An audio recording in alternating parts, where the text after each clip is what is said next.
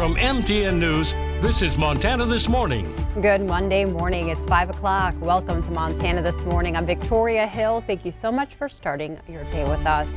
Our top story this Monday morning, it's a historic day in the ongoing pandemic. For the first time today, some Americans will receive vaccinations against COVID-19. Yesterday, Pfizer shipped more than 180,000 vials of the vaccine across the country, and even more are going out today. CBS's Deborah Alfarone brings us the latest.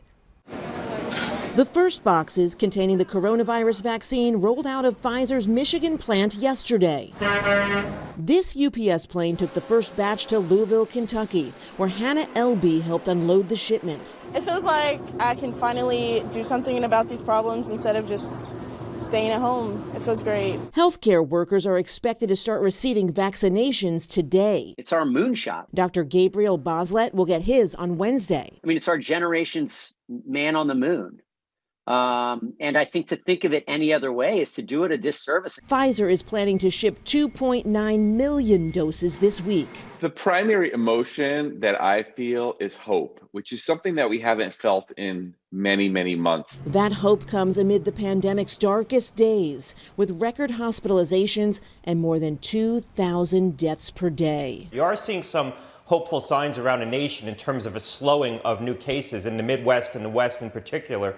But you're seeing an acceleration in cases in the East Coast and the West Coast. Yesterday, California reported more than 30,000 new cases, more than triple the amount from 1 month ago. It's really been ramping up over the past couple weeks and much more quickly now over the past several days. Starting today in New York City, indoor dining is banned for the next 2 weeks as the city tries to slow the spread. Deborah Alfarone, CBS News.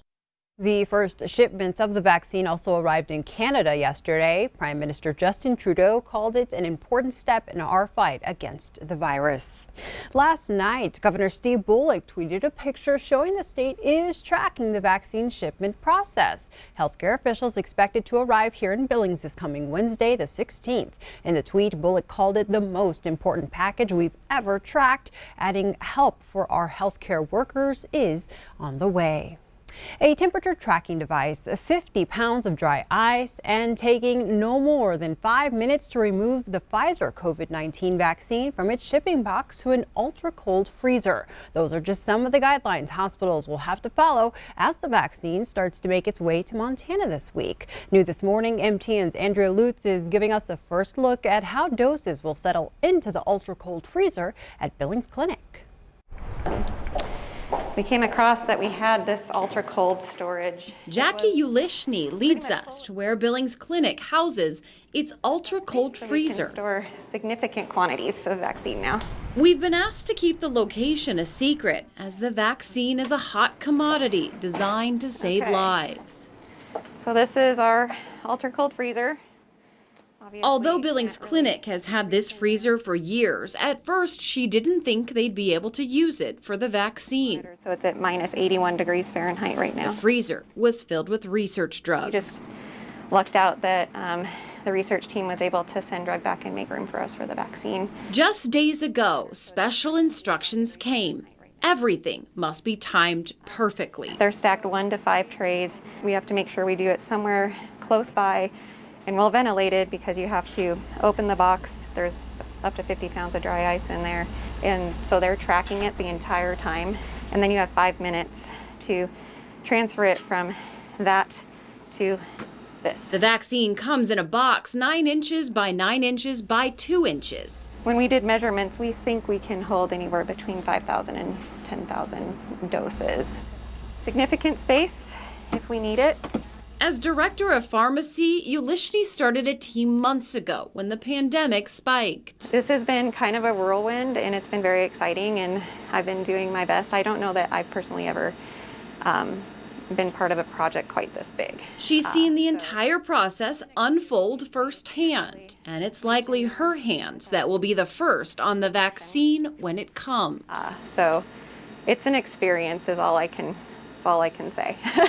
For her, that moment will be groundbreaking. We continue to learn and learn and learn. And especially meaningful now, as the virus came into her life just to take so much away. I have been personally very, I've had friends and family, so this is very personal to me at this point, that have, been affected by COVID. Some have come through fine and some not. I think I've always been a believer that the vaccine was the only way out of this pandemic, and so the sooner we could have a vaccine, the better. So I'm thankful. In Billings, Andrea Lutz, MTN News. Billings Clinic is one of 10 Montana hospitals to get the vaccine. St. Vincent Healthcare also has an ultra-cold storage freezer they recently purchased. Well, now it's time to get a check of weather. Ed's here with us on this Monday. I had some snow falling gently on the windshield as I was driving into work this morning. More snow. Yeah, a little bit, just enough. I like to call it the annoyance snow. Just enough that you got to sweep it away in that quick little shovel, but that's the way we're going to start this morning. 20 degrees right now, just a little bit of a southwest wind. Check out humidity at 89%, but with that breeze, it makes it feel like single digits. Plus, the light snow around is going to cause some travel hazards, so just take your time today. Temperatures are anywhere from single digits below zero around Williston all the way to the 20s as we look into the western portion of Montana, and the clouds have dug in. There's a little bit warmer air trying to move in, so the winds at times have been a little brisk around the Livingston area, and then you can also check out Glasgow. Sustained winds at 21 miles per hour, so all of that lowers the visibility in western Montana, so travel problems from Billings towards the west. Some areas of snow showers here this morning around the Billings area. For the most part, it's pretty light. It's just along this little band, so much of the region they're like, what are you talking about, snow? It's just pretty much limited to this narrow area.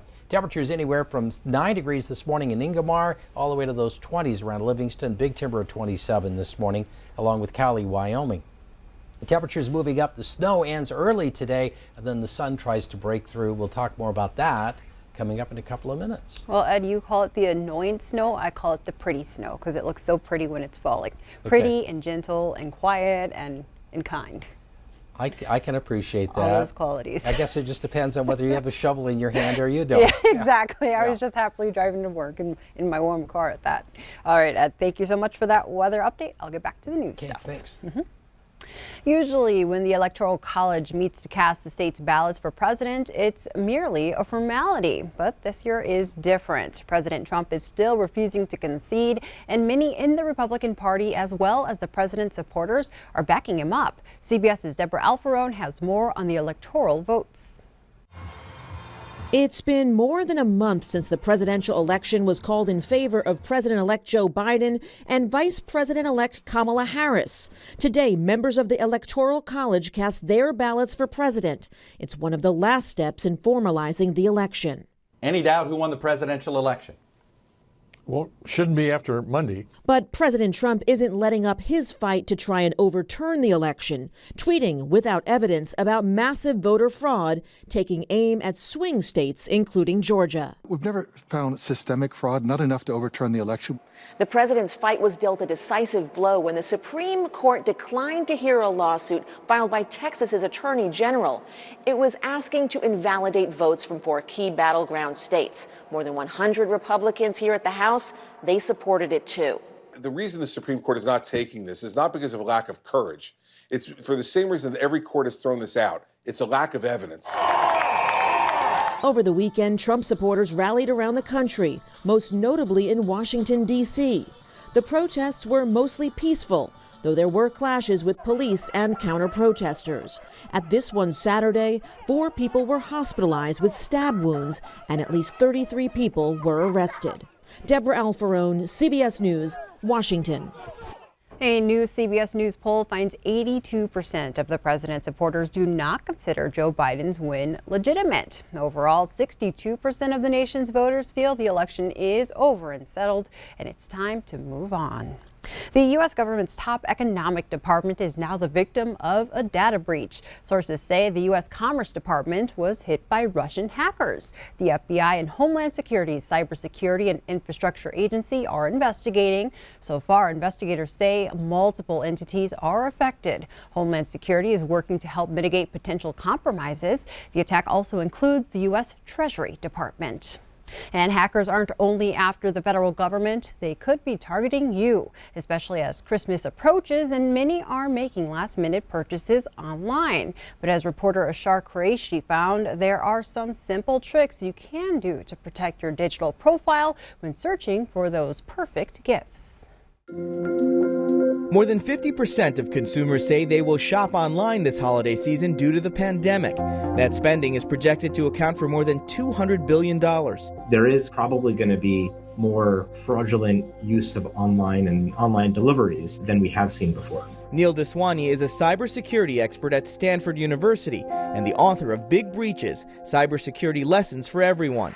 He says COVID-related phishing scams spiked as soon as the pandemic hit, and with malware attacks, unencrypted data, and third-party breaches, there will likely be more this holiday shopping season. Cyber criminals are very well aware of the current situation, and they are going to do everything they can to take advantage of it. According to the FBI, cybercrime has increased by 400% this year, but there are things consumers can do to protect themselves. Consider identity protection services. These companies can monitor many data sources, including credit files, social media, and the dark web. Two-step verification. Enable two-factor authentication for every online account you have that offers it. And freezing your credit.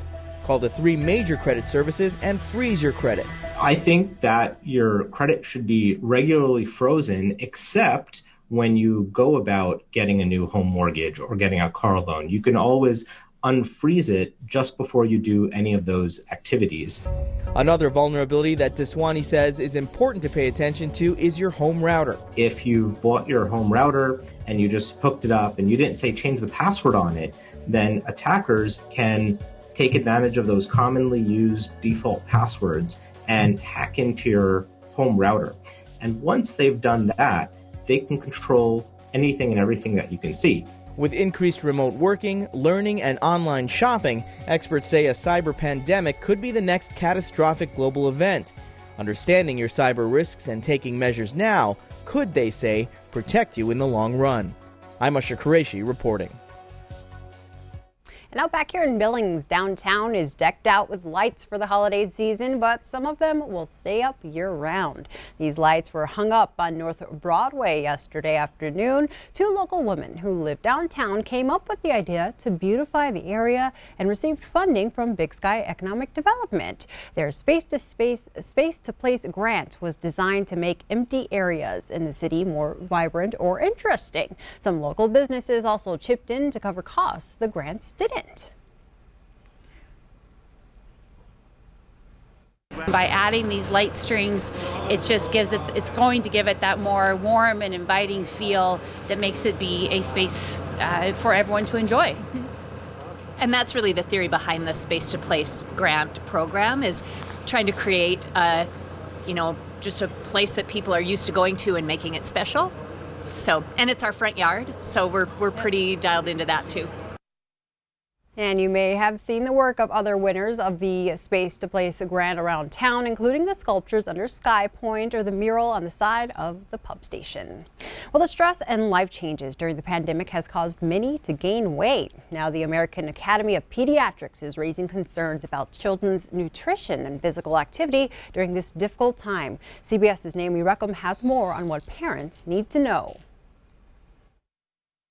The Adair family is adapting to many changes in the pandemic, from virtual learning to canceled sports and activities. They're working hard to stay active and eat right. A lot of family walks, online school. It made it a little bit harder to prepare meals. So we have our Instant Pot pressure cooker that's been helping us make healthier meals. It's been a challenge for many families. Dr. Lisa Denike is a pediatrician with Kaiser Permanente. We're seeing a lot of weight gain in children of all ages, which I think is mirroring a lot of what we're seeing in our parents and families. Dr. Denike says we just don't burn as many calories in front of screens all day. Being at home all day lends itself to constant snacking or grazing. The other is eating is a coping skill. It releases the feel-good hormones in our brains when we eat. New research shows an estimated 19% of children and adolescents in the U.S. are obese, which can have long-term health implications. Obesity lends itself to a lot of healthcare issues in young adults, and actually even in older teens. We're seeing now a lot of type 2 diabetes.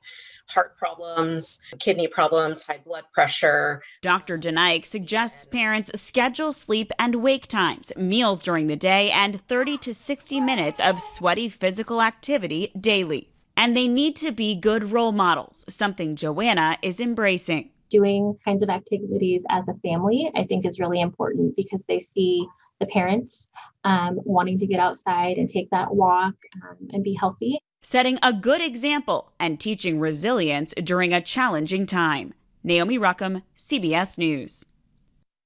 And like adults, obese children and adolescents are at an increased risk of severe COVID-19 disease.